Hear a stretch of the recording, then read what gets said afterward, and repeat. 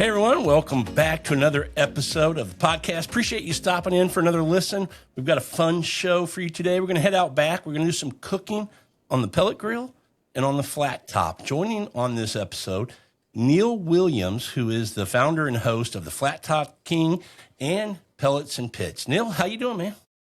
Buddy, I'm doing fantastic. Looking forward to it. Glad you reached out. Hope I got all my bells and whistles in a row and give it a good shot. Nah, you'll do fine. It's just going to be a conversation. And let me first say thank you. Thank you very much for coming on. I've been following you and what you've been doing on YouTube with your channel for quite a while. I'm an avid home cook, inside, outside. I think like most dads, we start outside and then maybe we work our way back into the kitchen. We feel like, we lose our masculinity a little bit and go, okay, look, cooking inside's cool. I don't have to be outside by the grill all the time. So, but I love what you're doing and I've been a follower for a while. So I'm glad I get to have this conversation with you. As well. Yeah, absolutely. I appreciate the opportunity. Well, you and I chatted the other day before we got on here and we're recording now and you're a Navy veteran, and let me first say thank you for your service. Really appreciate that. Thank you. And I know when you were in the Navy, you and I were talking. That's kind of, is that where the cooking career started? Is that where were you in the restaurant industry prior to joining the military? So in high school, my science teacher took note of my passion for cooking. But at the time, you got to remember, no social media. So everything from two fat ladies on the Food Network, the Food Network was my jam. Julia Childs, I was really passionate about it. One fond memory I have is trying to create my first caramelized onion. My grandmother had absolutely no idea what that meant, but I knew that the sugars were supposed to turn the onions brown. So by the time I added half an onion sliced up and about a half a cup of sugar, we both tasted it after it burned and we thought, this is disgusting. How in the world, had no idea that the onions had natural sugar.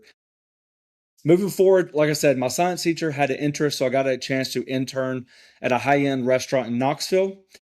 That started the passion. Some of my best friends decided to go to the Navy, and I felt like I was an oddball out because they were going and I wasn't, and I said, well, heck with it. So had small opportunities for baseball, but ultimately that's the decision I went. I went into the Navy knowing I was going to be a cook. And my best friend, still today, he'll make fun of me. He goes, what do you think you're going to do if you get like people on board, like throw a frozen hot dog at them or hit them with a spatula? Like be a man, do something, like worth it, like, no, I want to cook. And so that started the journey. And after that, as I say, just the thousands of sailors a day and the passion behind it and the stepping stone that it evolved to get to where I ended up was pretty intense. I'm pretty proud of it. The record speaks for itself. I have no idea what records are held since then, but it was fast moving.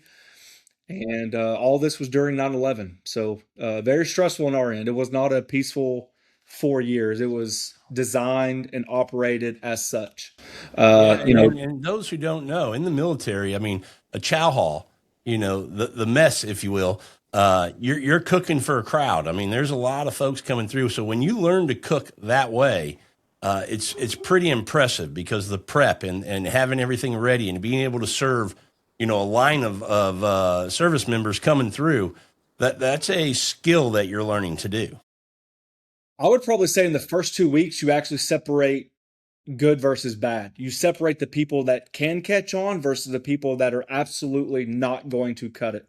It's extremely sharp the first 2 weeks because, as you mentioned, the amount of people on the ship does not slow down just because you're a newbie. Now, you might have help, but all those people before you have gone and done what you've done, and they don't want to do what you've done. So if you don't catch on quick, as they say, you're on a sinking ship yourself. So you had to learn quick. You really had to learn the ropes. What I found out was, the faster you moved from station to station, the better off you're going to be because you were moving up while other people were slowing down. And that kind of separates, as I mentioned, what I was able to accomplish in 4 years versus what other people were able to accomplish. Would you identify anything that you would say you took from the Navy that has helped you have the success that you've had with your YouTube channels? From the cooking point of view.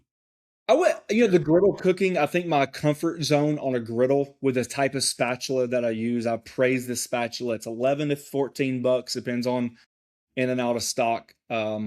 People are just shocked that I would go for such a cheap spatula, but the reality is thousands and thousands and thousands of us are using every single day, and it's still the staple. I know for a fact in the galleys across the fleet, across the Air Force, across camps, across um, the Army, the Marines. It's just a standard spatula. So I think the flow of how things flow on the griddle helped me, but ultimately maybe not as much YouTube, but what I've been able to do is bulk cook.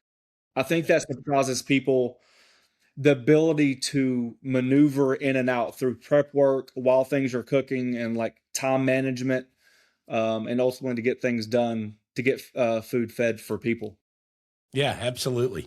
I want to ask you this: the flat top, very limited to what you can cook on it. I mean, there's not very many foods you can cook on a flat top. Is that right?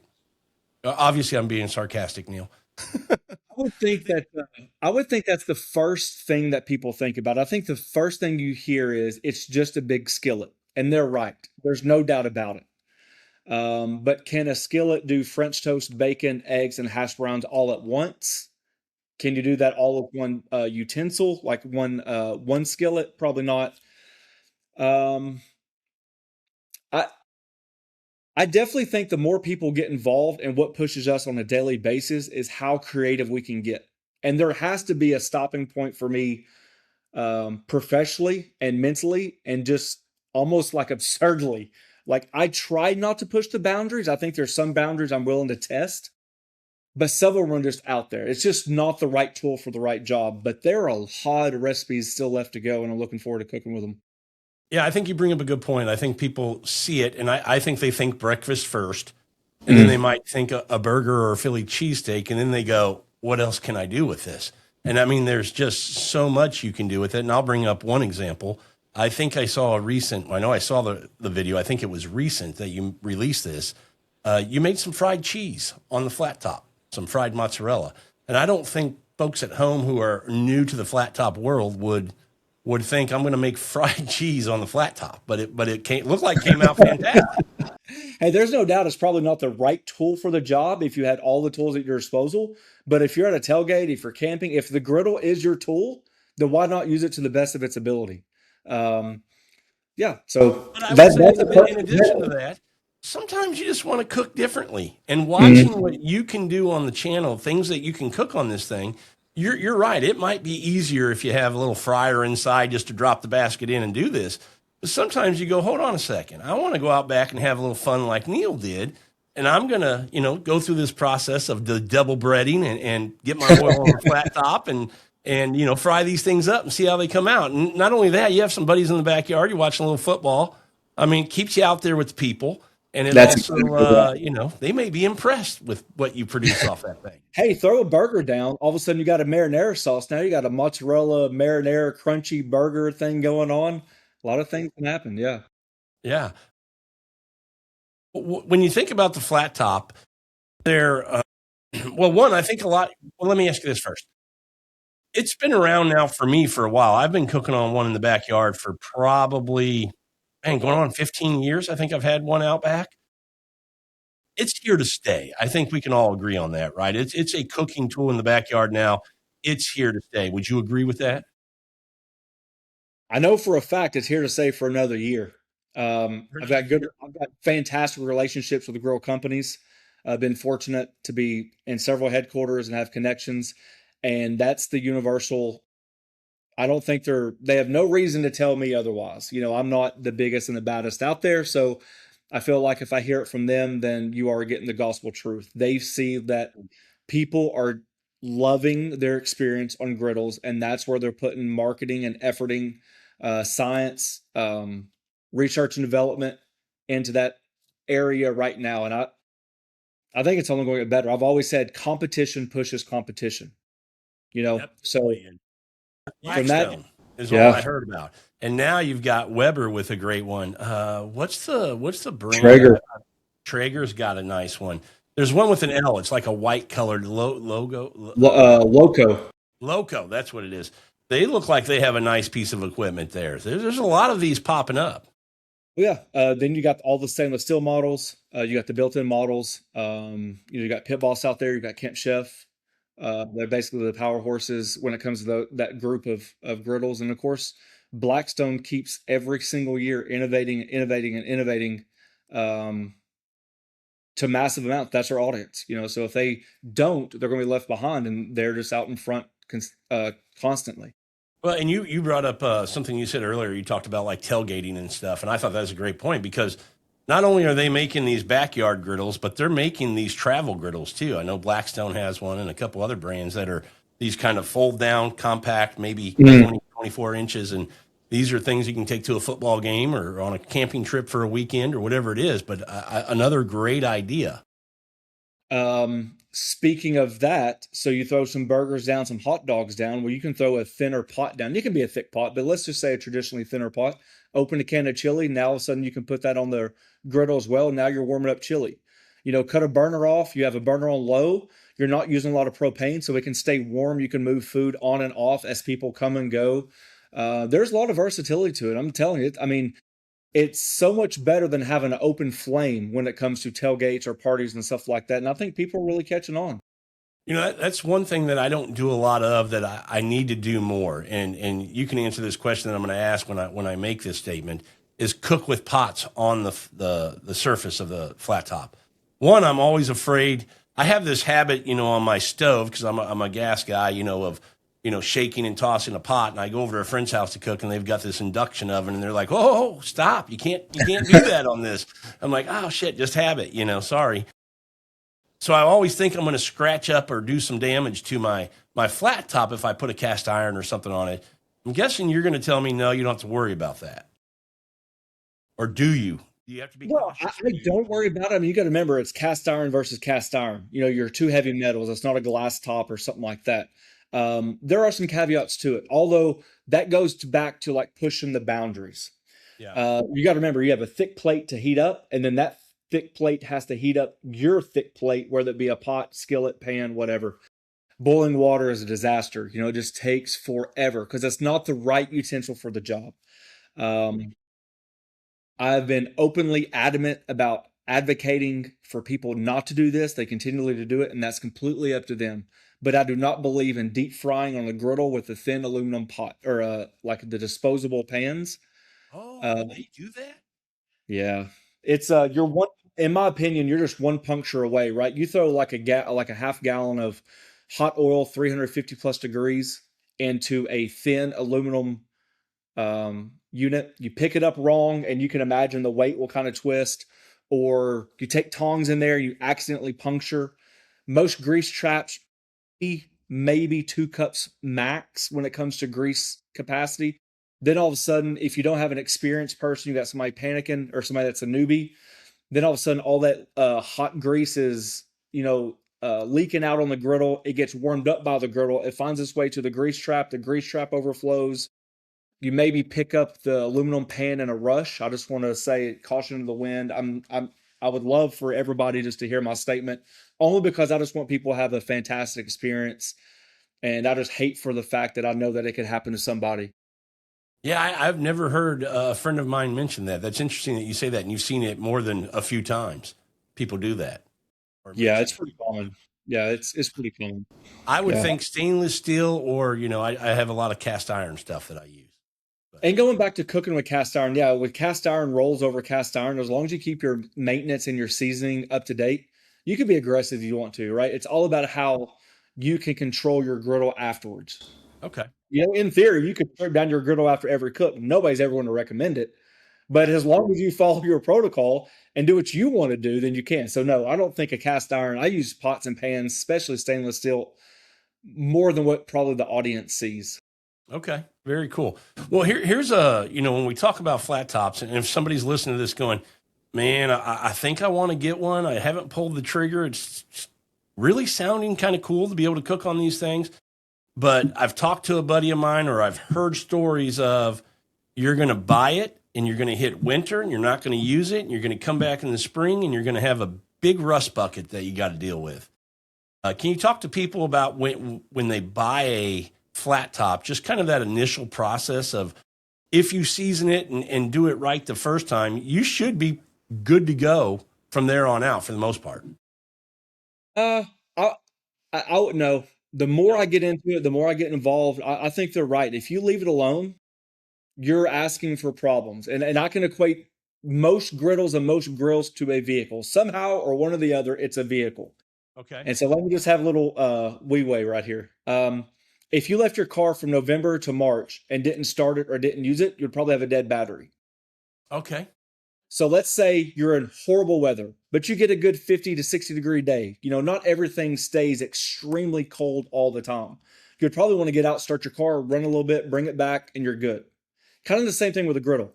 Although a fantastic seasoning is definitely going to help you, most people don't have the patience to maintain their griddle accordingly. As a result, when they leave it alone for several months, that's exactly what happens. And I'll be the first one to tell you, I've had all brands. I even struggle with rust. Certain brands deal with rust better than others.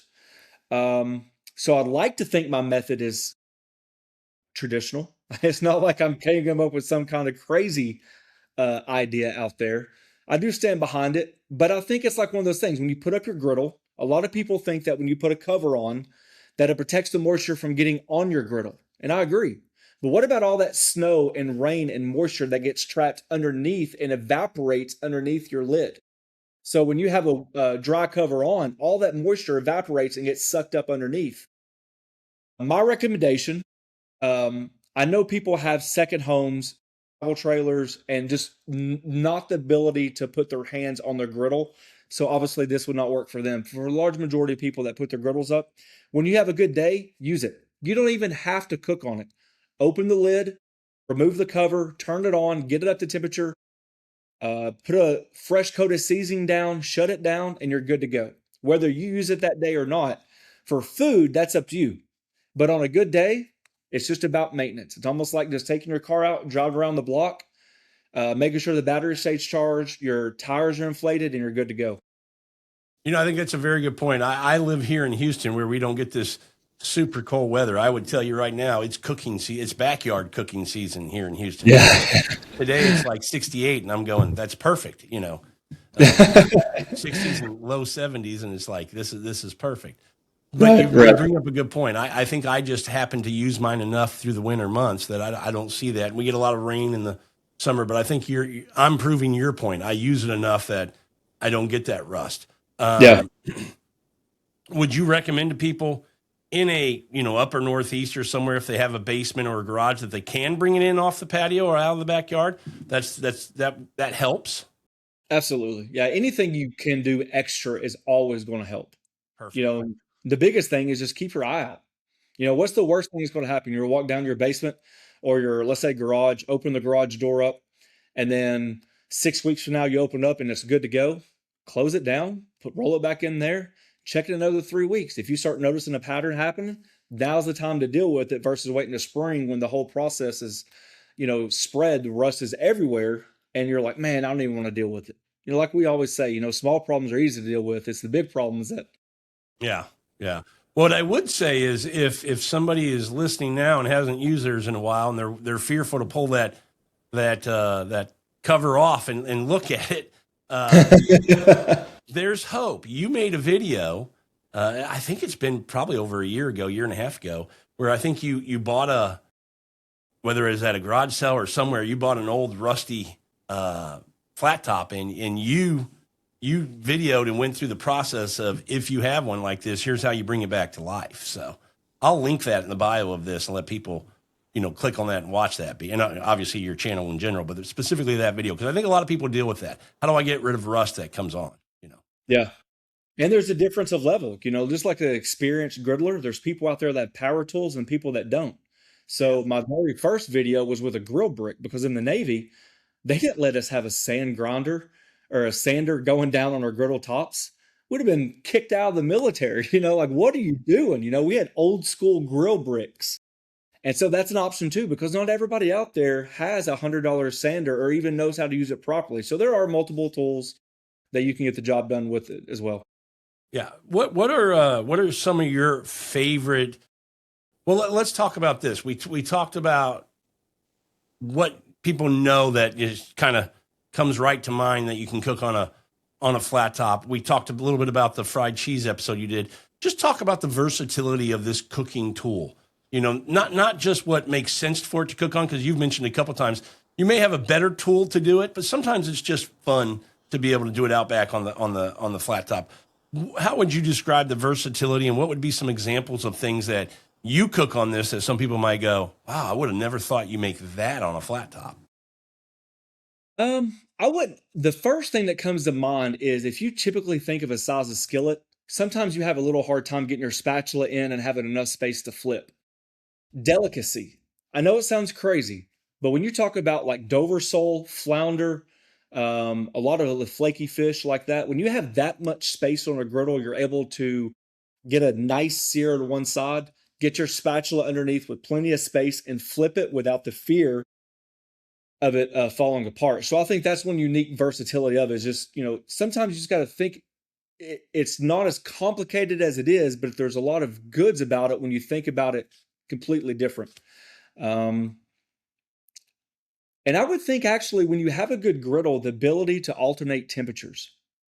When you think about, have you ever used a thermogun inside your skillet, inside your house with your gas stove? You're asking the wrong guy. Yeah. Right? So, but people panic if they don't have that gun on a griddle. They don't know what temperature it is. And I keep going back to, don't we all have our favorite knobs on the stove? A 4, a 6. We know what it's going to do. If you add oil down and it starts smoking, I'm not going to put an egg in there. It's too hot. So there's a lot of similarities that go back and forth. And I just think sometimes the stress level, because they're hard-earned money on a piece of equipment, might be too daunting. When in reality is, when as something as delicate as a piece of flaky fish is the perfect thing for it, that means it can get away with a lot of abuse. You can make a lot of mistakes and still eat good. That's what I say. And that was you brought up something I was going to ask next, was the temperature management, and I might say burner management. Some people think I got to turn all my burners on, or you don't always have to do that. Controlling where your heat is, what temperature in different zones on your flat top makes a difference too. I think sometimes men, right? I saw, my wife was showing me a reel today of a guy who was cooking in the kitchen and he was making something. You see him open the trash can. He's got a spatula and he's looking and he's reading, like he's reading the directions on how to do this now. And it closes and he comes back. Now he's got tongs and he's reading the directions again. And so, us men, we just go, I don't need the directions. Just, I can do it. Just, open it up, turn it on and watch me go. Right. Sometimes, your channel is that resource to learn how to really maximize, what you get out of cooking on a flat top, because there's technique, there's skill. It's not just turn it on, get it hot, and throw something on there, and it's going to be delicious. There's really, just like cooking inside, the way you use a saute pan or the temperatures you use to cook caramelized onions, all of these things, there's a skill involved. And I think sometimes us men just go, it's a grill, put it out back and, just turn it on and let me throw something on there. You really need to know how you're using this piece of equipment. And, each piece of equipment can be different. Your buddy's backyard can be slightly different where his hot zones are or how it heats up or whatever versus yours. So it's really you figuring out your piece of equipment, how it works so you can best utilize it.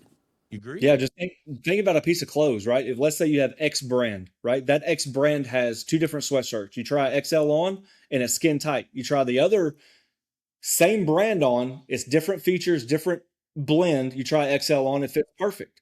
So it's the same brand and 2 XLs fit completely different. Same thing with a lot of these models, right? Every single model and brand every single brand has, models in their structure and they all react differently. So when I say I'm on a medium on my griddle. Yeah. That. So makes a difference. Well, we've been talking about your YouTube channel, but tell people, I mentioned the titles, tell them, the titles of both channels that you have and just a little bit about, we're kind of describing what they can get, but I'll let you say it.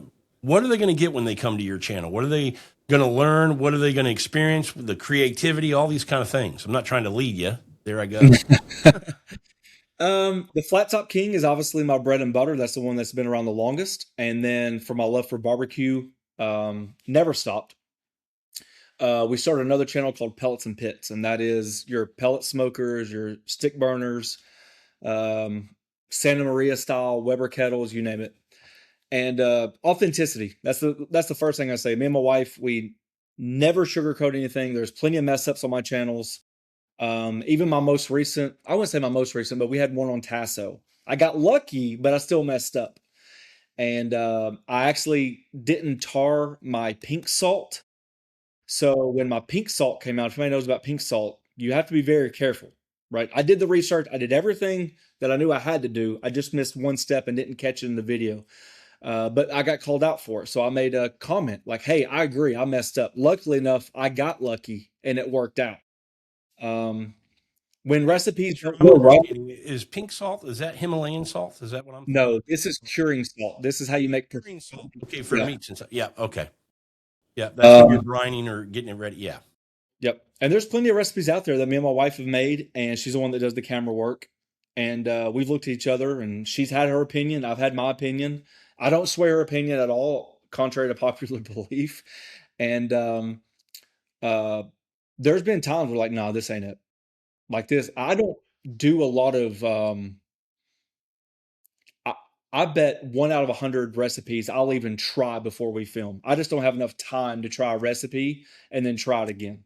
So through my knowledge of culinary, I kind of know what I want. I kind of understand the value of like each ingredient. I understand the structure of like, your texture, your flavor, your salt, appearance and stuff like that. So flat out just honesty. We're either going to like it or we're going to be like, all right, it's all right. Like I would do this. And then a lot of times we'll make it and like, we'll know right away what it needs, or we'll just say, hey, this is garbage. I wouldn't do it like this. I'm gonna make another video. So I learned just like everybody else. I'm definitely not perfect. I would say it honest, I'm not a griddle master. I'm not a pellet master, but I think we make fantastic food for the backyard for people to enjoy. Yep. And one of my pet peeves is when you go to our website, theflattopking.com, that when you read the recipe, you read it through my eyes. And I know some people interpret things differently, but I really try to structure it in a way that makes you successful, because there's plenty of times where I've read recipes and I've been frustrated. And I would think I'm way above average when it comes to recipe reading. I mean, I've done it my whole life, but there's some recipes I'm like, why would you do this? Why was this not in the ingredients? Don't put it in the instructions, have it in the ingredients so you can mise en place accordingly. So I'm a big believer in that. Yeah. 100% agree. And I always say in cooking, a recipe is a guideline. Yeah. It might be your recipe, and I'm going to follow that guideline the first time, the way it says, and afterwards I might go, that's fantastic, want to make it again. Or I might go, you know what? I'd like a little more heat in that, so I'm going to adjust. It calls for 2 jalapenos. I think I'll put 3 in the next batch. Whatever. That's the beautiful thing about recipes. It's an initial guideline, and then, like you said earlier, everybody's different. We're all chemically made differently. We have a preference in our palates a little bit different. So after that, have some fun with it, man. Make it what you want. And I'm sure you'd love to get some feedback from some of your folks that follow and watch to share with you what they've done to a recipe that's kind of made it their own. Yeah. The first thing that comes to mind is exactly what you said, jalapenos, because it astonished me how much of a palette of heat certain people can take. And I would definitely not say that I'm not even probably a medium. I'm probably like a medium, one step below medium is my comfort zone. My wife does not even like black pepper. Like everything to her is spicy. And you got other people out there when I use a hot sauce, they're like, that's not hot. You need to use this. And I look it up and you got to sign a waiver for it. I'm like, are we kidding? Do you really use it? Like, what are we doing here? Because nobody is going to be eating it at that pace. Very few people can even muster that much heat. And I'm like, golly, I couldn't imagine. So Yeah. I agree. Everybody has different preferences for different reasons. I think, spice, like a lot of the things, it's an adjustment to the palate. You get used to it. When I joined the military and came to Texas, I went to El Paso and I met my now wife there. We've been together 36 years. And I remember coming to her house the first time, and her mom had made homemade salsa. And I thought, oh, okay, I like salsa. Back home in Missouri, we had paste, and that was pretty good, And I went in there and got me a scoop of this salsa, and you think about that cartoon where the steam comes out. I was like, holy cow. And, from there on out, I had to shake it off for a period of time. But, 30 years later, her whole family will be like, man, you like heat more than they do now, or most of her family. But to me, heat it's a nice balancing thing. Tolerance is different, but I don't want food that's just so numb. You don't enjoy eating it, to your palate. I want to still enjoy it. But my tolerance for heat has grown as I've continued to eat it on a more regular basis. My palate has finally said, with heat, it's your palate going, hold on, buddy, I don't like this. And at some point it went, white flag, I give up, go ahead and eat it, that kind of thing. Well, with heat too, as I mentioned earlier, when we structure a recipe, it is really based around like certain flavors. And when your heat drowns out certain of flavors, that one just overpowers it so much where you don't get the full effect, which is a decision you got to make, as a consumer. But that's why the world goes around, for each their own. Neal, you and I call that balance. We want all of these ingredients to be shining together so we get a little bit of all of them. Why put it in if it's going to be covered up by something else? Yeah. Yeah. Yeah. 100% agree with you. All right. Give me one flat top recipe, if you can. I'm putting you on the spot here, Neal, that if you can get somebody to cook on a flat top, it kind of converts them to going, hold on. I mean, is it as simple as a smash burger? And they go, that's really good on a flat top. Or is it something that they don't necessarily think they can cook on a flat top that you go, yes, you can. And you show them and they go, okay, I'm hooked. Let me play it right in the middle. Okay. I wish I had 10, 50, or 100 people that absolutely despise smash burgers. Because the first thing they say is smash burgers are dry. You're smashing the juice out of it. Blah, blah. I mean, I just hear it all the time, right? And my first reaction is the ground beef doesn't know it's been smashed, right? You can roll it out. You can pat it up. I mean, it doesn't matter. The ground beef has no idea. It's about the cooking method. I would love to know how many people I can convert of 100 people saying they hate smash burgers to liking smash burgers after I make them a legit 100% smash burger that's juicy and flavorful. I would say your success rate would be 100%. I would say they don't need to know it's coming. I want them just to sit on your back patio in a chair, put a blindfold on at the table, and you just bring them a burger. They take a bite with an honest, no. I'm just going to say I hate it no matter what, because I've already kind of stood my ground a little bit. I think 100% would be your success rate if you did it that way, because a smash burger, it's my favorite burger. When done correctly. And I'm actually kind of unique in this department. I don't think they have to be paper thin. Agreed. I don't think there's a law out there. I mean, no, they're always going to your house and like arresting you with a ruler and be like, oh, it's not thin enough. Leave just a little bit of girth in there. That's fine. That's where the juice comes from. I think that's where it's lost in translation. And a smash burger does not have to be perfectly seared on both sides. If you're waiting on that second side to cook, it's already overcooked. So getting a good sear on that first side for that Maillard reaction is just undeniable. Imparts a ton of flavor. You open up the surface area for a little bit more seasoning. And then, of course, you put that cheese on there and it melts in between the layers and top it with your choice. It's a hard burger to beat. Yep. I mean, it really is.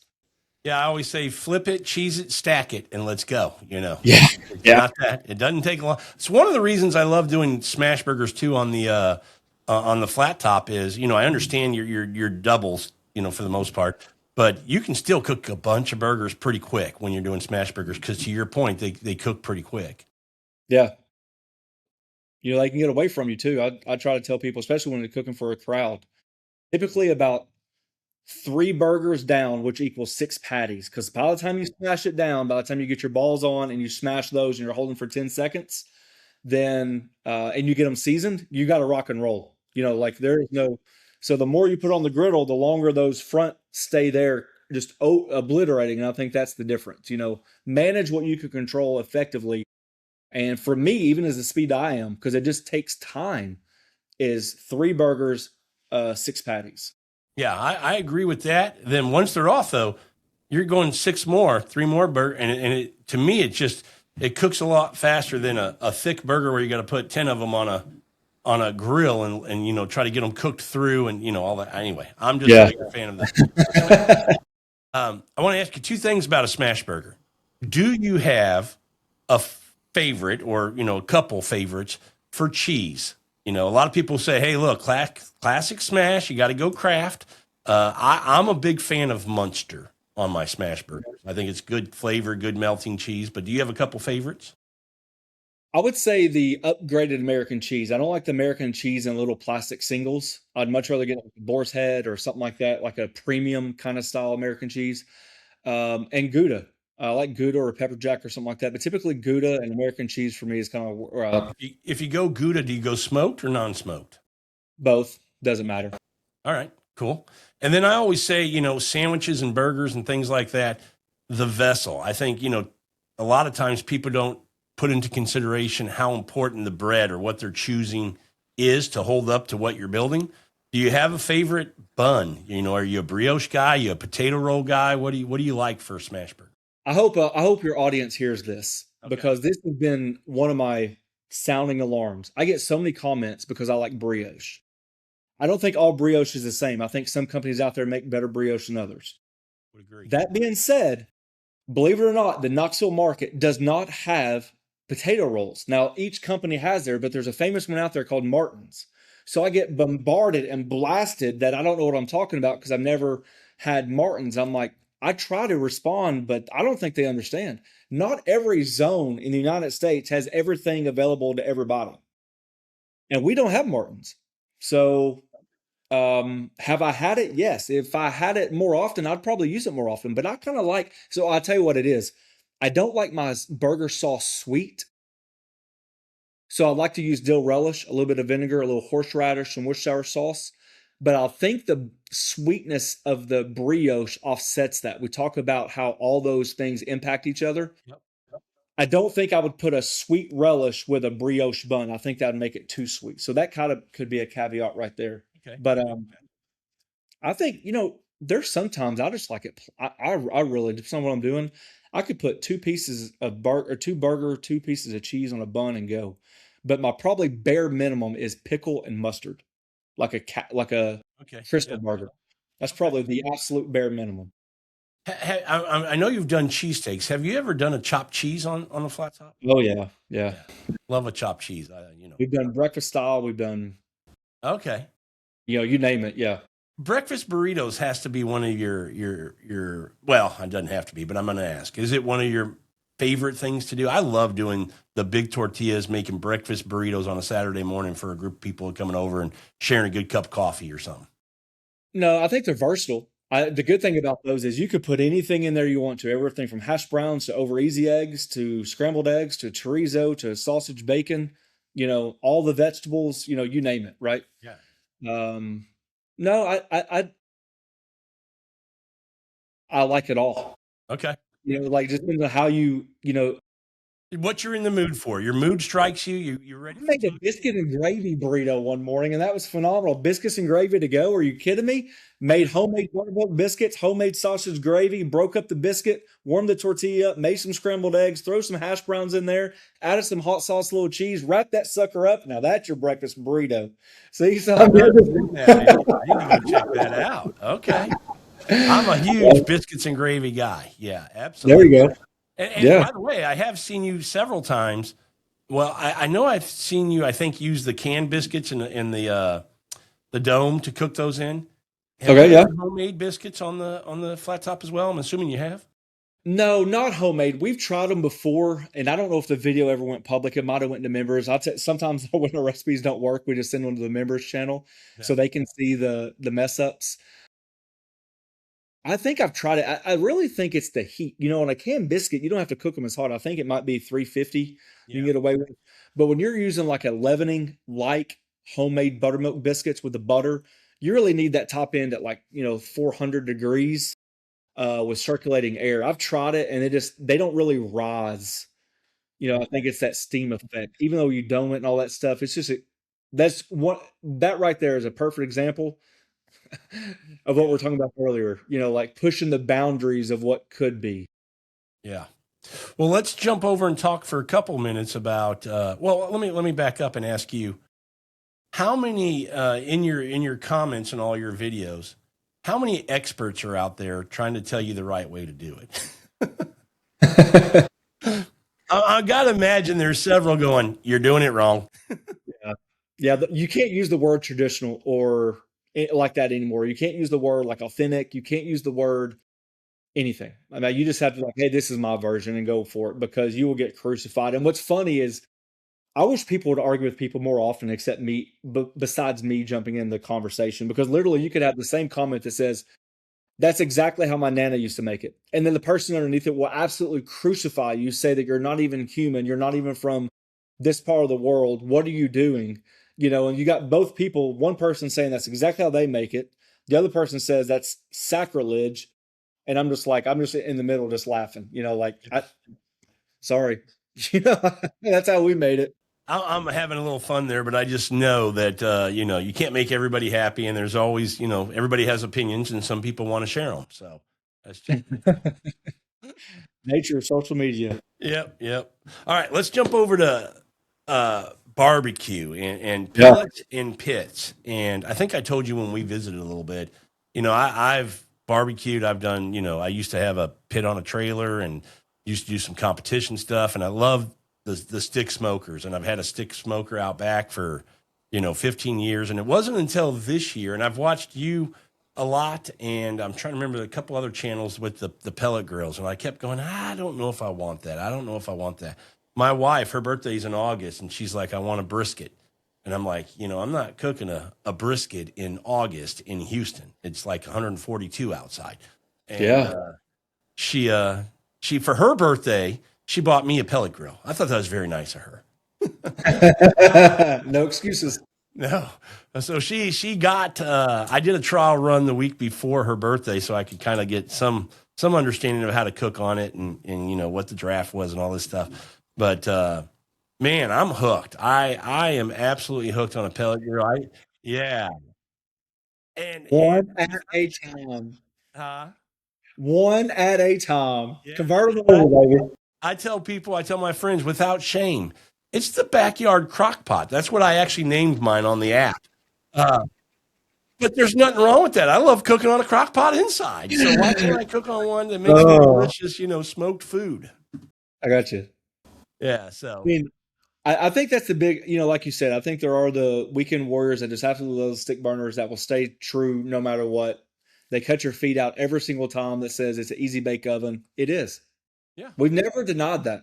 no, But look at all the things you can do while your pellet smoker is going. You can sleep. You don't have to worry about the weather. Does it make stick burner quality food? No. We never said it does. But I'm telling you, the gap is a lot closer today than it was 15 years ago.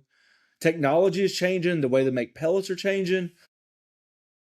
And I would much rather have a 6 or 7 out of 10 brisket when it's, like you said, a thunderstorm or I'm lazy or I decide to use my time on my one day off from work doing something else besides tending a fire every 30 to 45 minutes. yeah, So I would much rather have a brisket laid out for the family and have leftovers and all that stuff than I would not to have anything at all because I didn't have time that day or it was raining or whatever the reason is. So there's absolutely. yeah.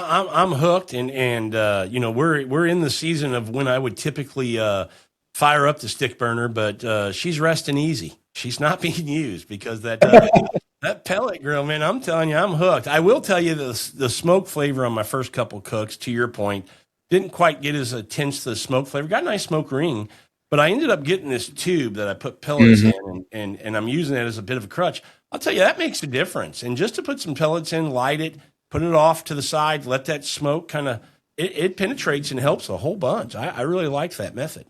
So here's a tip that I swear by. Okay. I'm going to leave all the brands out of it out of respect for everybody because if they watch my channel, they know. Just as many griddle manufacturers I have relationships with are also grill manufacturers. I have more grill manufacturer relationships than I do griddles, believe it or not. The pellet matters, Okay. period. The better pellet you have, the better barbecue you're going to have. There is no ifs, ands, or buts about it. It's proven, not by me, just by, there's, once you have a better pellet, I can text you offline, tell you which ones I'll absolutely swear by, because I really feel like it's made a difference. Stick burner, I'm friends with a local stick burner manufacturer, and we had them not blindfolded, but like basically did a blind test. Both of them unanimously picked the better pellet. And I really feel like it's for a better reason. And that came off of different grills at the same time. So when different grills are producing better product than a lower pellet on different grills, then it's got to resource back to the pellet. Here's one thing. Yeah. If you absolutely love both of them, invest the first 4 to 6 hours on your stick burner. Crank that pellet grill back up once you wrap it, or right there at the stall. Throw that last log on there about the 4-hour mark. As your grill starts calming down, your pellet smokers go, and just finish it on the pellet grill. There's no reason to go through all that time and effort to keep throwing sticks on there every 30, 45 minutes. Use less pellets. You got all that intense stick burner style flavor going over there when it matters the most. And basically you're just finishing off in your outdoor crock pot. Yep. Love that idea. I hadn't even thought about that, but you're right. That would get you that intense smoke flavor that first 3 or 4 hours on there, and then just finish it off over there. That's a great idea. Yeah, I definitely want to hit you up to give me your 3 or 4 or 5, whatever it is, brands of pellets, because I like who's the pizza chain? Papa John's. Better ingredients, better pizza. I believe that in everything in cooking. So better pellets definitely going to help for sure. That's a huge part. If you think about the way the pellet grill's manufactured, it's all based off an algorithm. It's all based on a fan mode and temperature controls, the thermostat. Yeah. So they're all going to work in their own unique code. So what's the biggest difference? How the code reacts and what it's actually burning. So if you think about what it's actually burning, that's where you're going to get your biggest difference. That's the variable you can control. Okay. That makes sense. That's a great tip. I think a lot of people, hey, look, when I go buy stick for my stick burner, when I buy wood, I'm like, where can I get pecan, or where can I don't necessarily look at, the quality of the pecan, but you bring up a great point. I'm sure pellets, because of the way they're made, the density of them, the way they burn, the intensity of smoke that probably comes off of them, makes a huge difference. And I had a lot of them are blended. They'll say hickory, but they're probably 60% hickory, 40% sawdust, or like mix of, a lot of them use these sawmills for sawdust. They compress it down. They make a little tube out of it. They cut the tube, and there's your pellet. But what blend, and there's not like an FDA guidance over it, right? So when they say it's cherry, if it's hardwood, yeah, it's 100% wood. There's no doubt about it. But what percentage are you actually getting? And that's the difference of. That's a great point. That's a very good point. Would I be right in assuming that it's going to cost a little more for a better quality pellet, but you should use less because it's a better quality pellet? It's going to burn better, longer. Not only that, you don't have to use it for everyday application. I've got cheaper pellets here that I use. Just for the other day, we did, what did we do? And it was a perfect example. I said, this is a perfect example where I would never recommend a premium pellet, because this is not the pellet grill's sweet spot. You're burning pellets at a higher temperature, which is not what the pellet grill is designed for. If you take the Weber sear wood, it has the function and the ability to have kind of like a flame kissed if the flame fires up on it for a pellet grill. But when you're cooking at that high temperature, you're not expecting to get a lot of smoke. So people are like, well, that's when you should use a premium pellet, because you're trying to maximize and you're burning through it. And I disagree. You got to cut your losses where you can. I'd much rather use a premium pellet where it matters the most, when it's in that 225 to 275 range. Anything above that, you can do a blend. Get a good pellet and blend it. Mix it half and half. So that way you're not cutting or using your bang for the buck, per se, all in once. So there are different alternatives out there. Or with your smoke tube. That's a perfect example too. Like you could throw a couple smoke tubes on there that run consistent for a couple hours with a premium pellet. Yeah, that's. Hey, listen, folks, this is why we have Neal on. We're getting all kinds of good education here. So go to the channel if you're not following him and watching him on YouTube, because there's a whole lot more than what we're going to cover in this hour. So definitely give him a follow if you haven't already. Go subscribe to the channel. You won't be disappointed. I want to ask you, you're in Tennessee. Yes. Let's talk meats on the pit, because we have these traditional meats. Brisket, pork butt. I'm not even going to assume. What, do you lean one way? You like them both the same? No, I like them both. the more I got into it, like I knew Texas quote unquote was barbecue king. I didn't really feel the wrath or the wave. I was not ready for the wave of influx of people telling me what Texas barbecue is and is not. Being from East Tennessee, we have Carolina barbecue. Like Memphis is a little bit over there on its own, a little unique, a little bit different.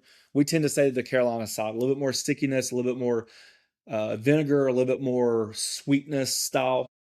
Um, and then you just get these people, we talked about it earlier, they're just like, man, that's not barbecue. That's your salt and pepper only.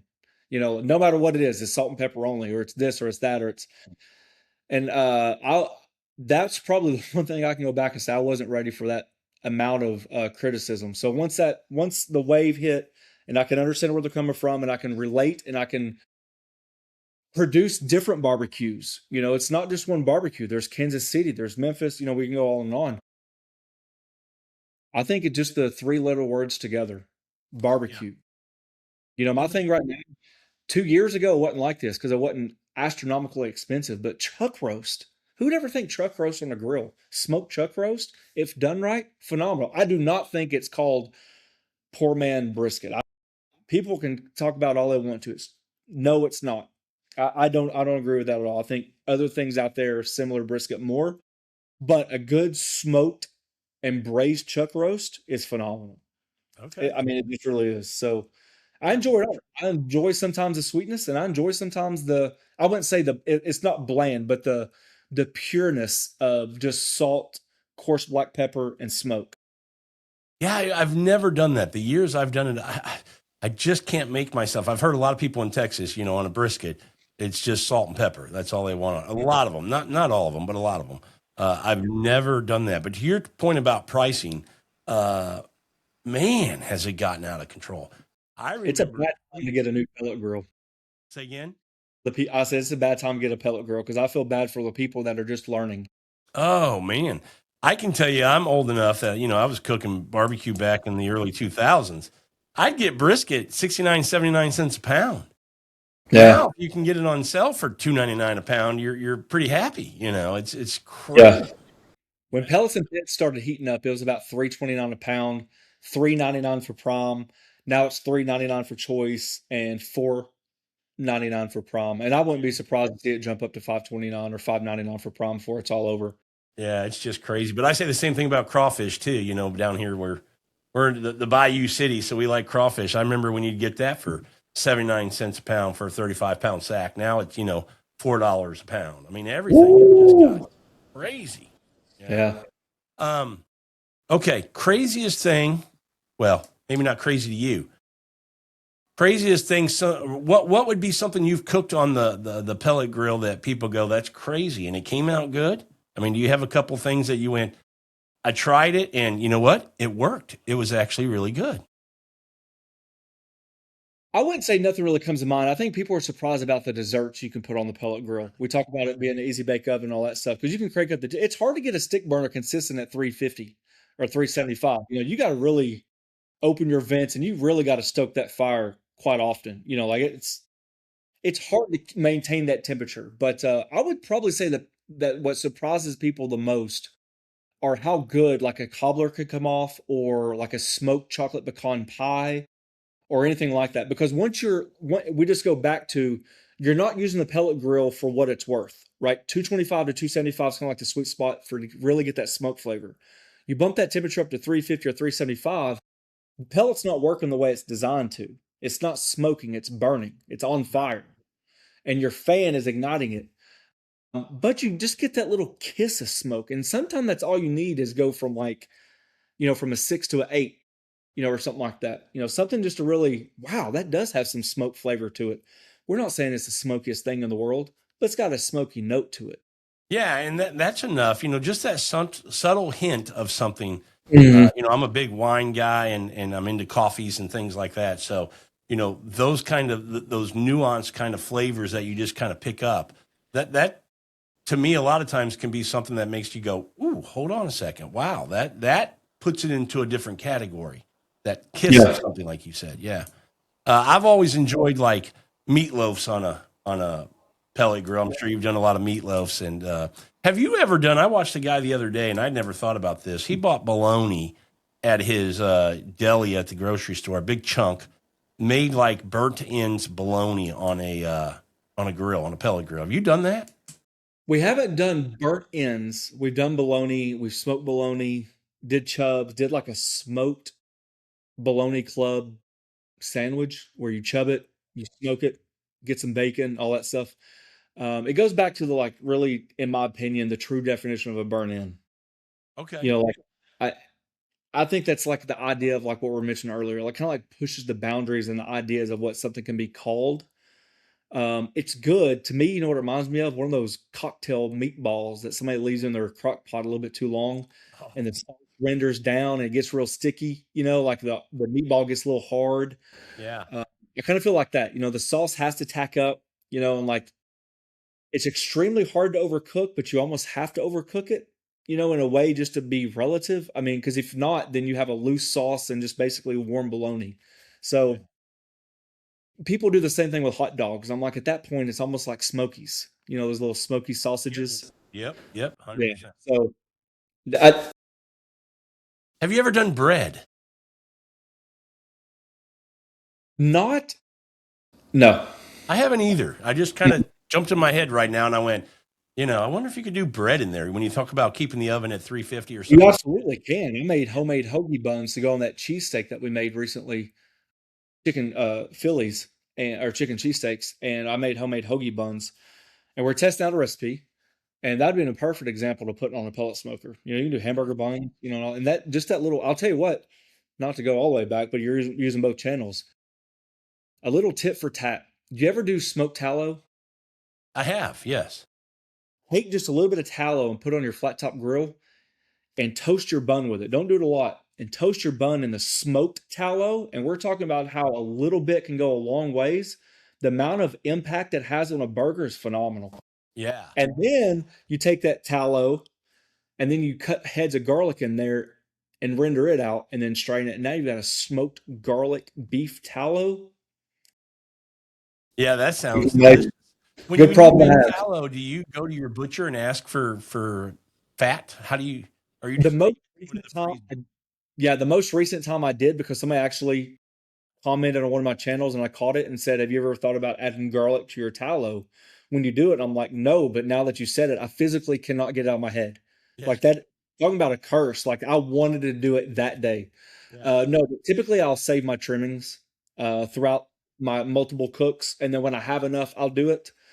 Um, like one brisket doesn't yield enough basically Exactly. for the time or effort, but you can start stacking it almost like bacon. You cook 1 pound of bacon, it's not enough really to save, but if you stack a month's worth and you cook a pack every week, then all of a sudden you got a jar of bacon grease. Yep. Yep. So I did go to my local butcher shop in town, and they supplied me with some fat. And the good thing about this fat, it was all beef fat, like it was all cow fat. It had nothing to do with the brisket or the ribeye or anything. It was just all the fat from all the cow. And you have some massive, and I mean massive, pure white fat that we're able to render out, and it was really good fat, really It cool. was. I Yeah, bet it was. Um, how often do you use the flat top and the pit kind of in tandem? Do you have recipes where you like to take something from the pit and then bring it over to the flat top? You have top two or three? yeah, and we struggle with it. You know, like what channel should we put it on? Because the recipe is the recipe. So it's hard to know that. I'm telling you, like on that pellet grill where you have that light smoke, smoke a burger at the lowest setting, about 180 or 200 degrees for about 35, 45 minutes, a ball burger, and then smash it on a searing hot griddle where you just get that little smoke flavor. A lot of people don't think about that. I would I'm say one you of those. lose. I'm I one would of say you those. lose a little bit more juice than what you think you would because you already started that heating process, and that's one that I could understand that gets dry, but it's worth it in flavor, Yeah, right? but You can you put the counteract. beef tallow down on the flat top. Yes.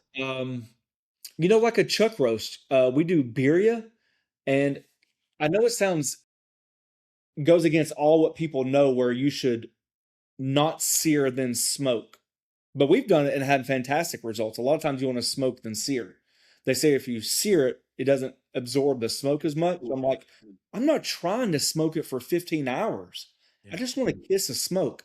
But searing like a chuck roast, you know, I know it sounds weird, but most people have a microwave only style vent fan. I just redid my kitchen really quickly. Most vents in a microwave are 400 CFMs. Well, anytime you put a 45-degree bend in it to get it out of the house, you're losing a lot of CFMs, like over 100 per bend. But now all of a sudden you've got a microwave suction that doesn't really work the way it's designed. When we installed my new one, I wanted a professional style, and I got a 900. That's the one thing that I splurged on because I felt like to cook things properly, you have to have smoke.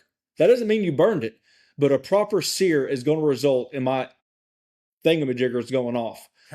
So a chuck roast, take a chuck roast before you put it in a crock pot. Take it outside. You don't have to worry about your thing going off, and you can get a fantastic sear outside. Now, granted, you're not going to have the fond, but how much flavor are you going to incorporate between all the stuff you add to it versus just the fond?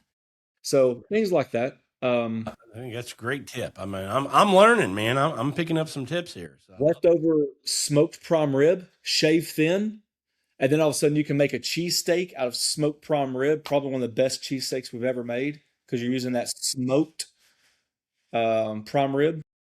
so you cook the prime rib fully, smoke it completely, or do you Well, put it all yeah, we smoked? do. We do. Well, we like ours on the rare to medium rare side to begin with. Yeah, So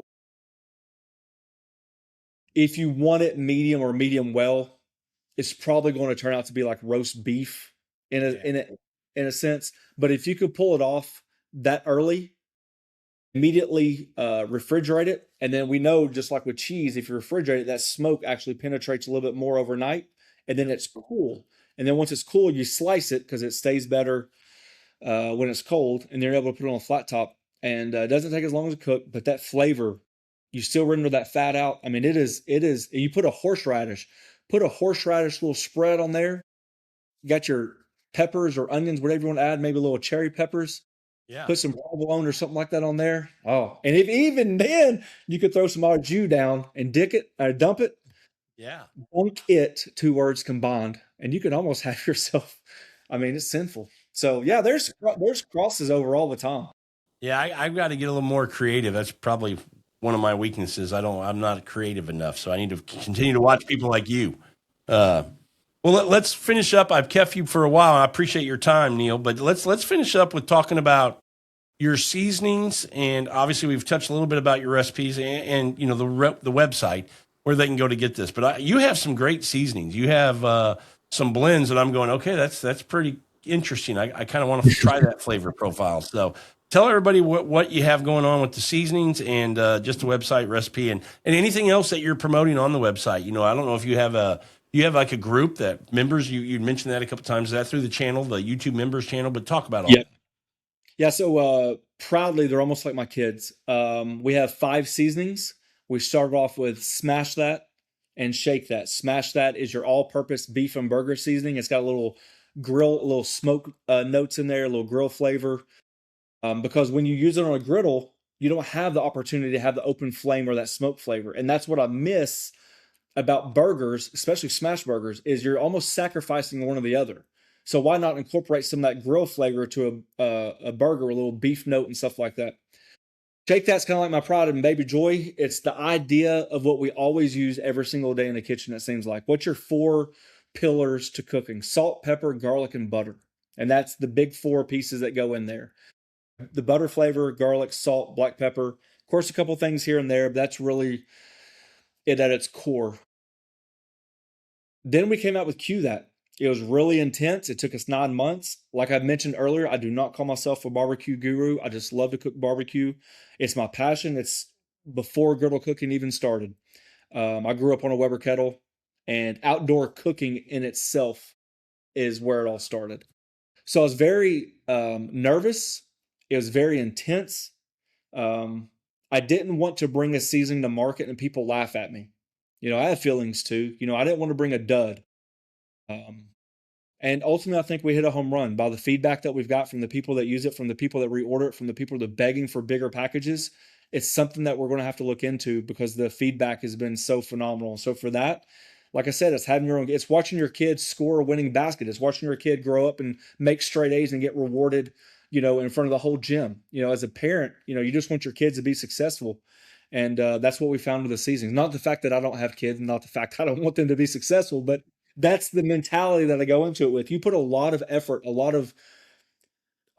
you have to face yourself in differences, because people are going to tell you, who you're really good friends with, how good and how bad you are to your face. And that's what you want from them. That's why you separate yourself and you rely on their input. And then when they come out and say it's good, you're like, all right, let's put it to market. And then the good thing about the members program, there are certain members out there that's been members since day one. We flooded the market with samples. What are your feedback?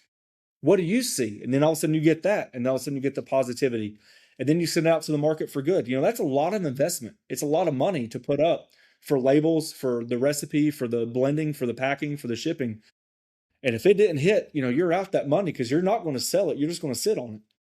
Anyways, about 6 to 9 months later, I knew I wanted a little bit more. And we launched, I entered a wing competition in Knoxville, Tennessee, called the Big Kahuna Wing Fest.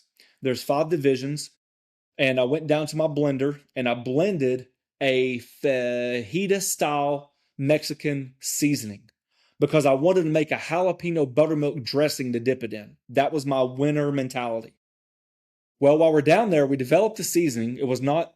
We didn't call it fajita, because ultimately it had nothing to do with fajita. So we called it like a fiesta.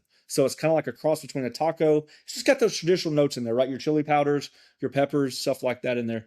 But my blender helped me out, and he's like, have you ever taken your shake that and added XYZ to it? And I said, I don't have XYZ. People out there as consumers don't have XYZ, right?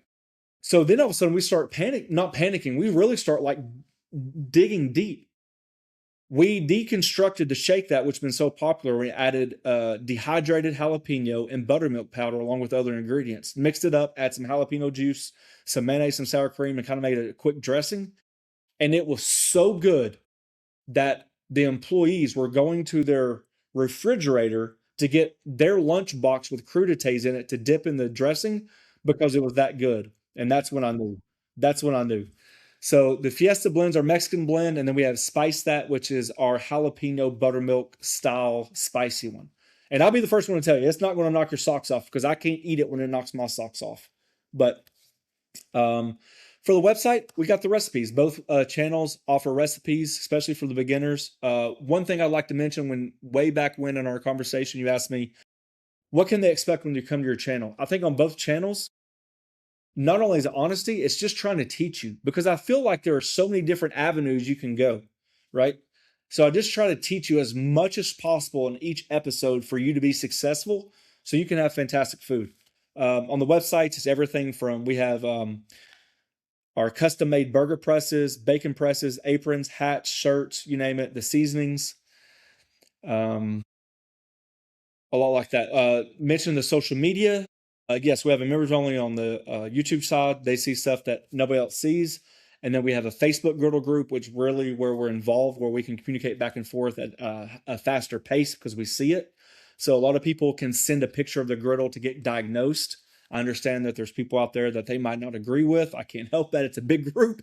But typically when I'm involved, I try to give you, as you would know, the straight answer, right? I'm not going to sugarcoat it. You need to do this. This is what my recommendation is. But there's so many times on other platforms, they'll say, hey, my griddle is XYZ. Can you help me? Or my pellet grill did this. I need help. Well, I have no pictures. I have no dialogue. Like, I'm trying to diagnose something. And Facebook allows us to send pictures, on the group setting so people can see it and all that stuff. And a lot of times people will help faster than when I can respond, and they're spot on. So cool. That's very cool to mention that. Yeah. Go ahead. No, you're good. I also wanted to mention that, and I don't know if you're going to do more of these, but I've seen recently you do a few lives. Is that something you're going to do more of? It is. It's a passion of mine. I really feel like it goes back to the idea of the griddle group, to where I can answer the questions almost immediately.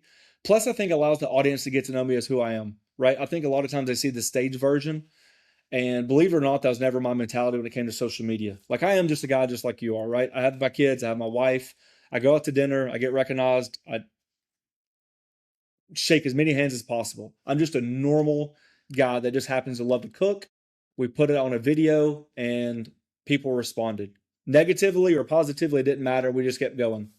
I want to say that I don't, why I've stuck around with your channel and the channels that I enjoy watching. It's always fun to learn, and get new things, but you want to get that from somebody that you enjoy. So there's this bit of, hey, it's entertaining. It's giving me this sense of I'm having a good time while I'm learning.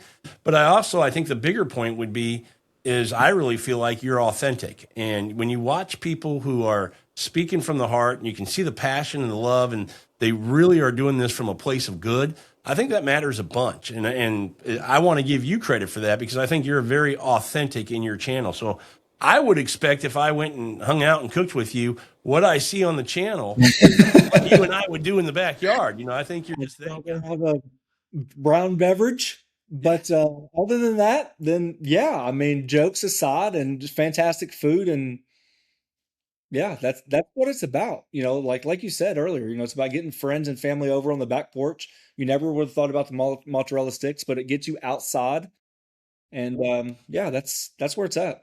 Cooking's fun. I think there's rules and there's other rules that you can break, and it's okay to break them.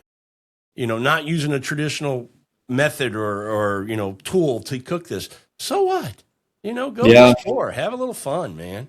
And it might be a flop, but it might also be a home run. Majority of flops, at least you still get to eat. It might not be the fantastic way you thought it would be, but very few times you cook something to the point to where it's unedible. Yeah. So at least you get the experience and get to eat. I've said that to my wife many times, Neal. Hey, it doesn't look good, but she's going to eat all right. Turn the lights down and enjoy. Right. But no, hey man, this has been great having you on. Really appreciate you coming on the channel and having a conversation. Really enjoyed it. Well, thanks for the invite. Appreciate it. Anytime. Yeah, love to have you back on in the future. Find some other things that we can talk about. I might have you back on and cook a few of your things and give you some feedback. See what I think. Yeah.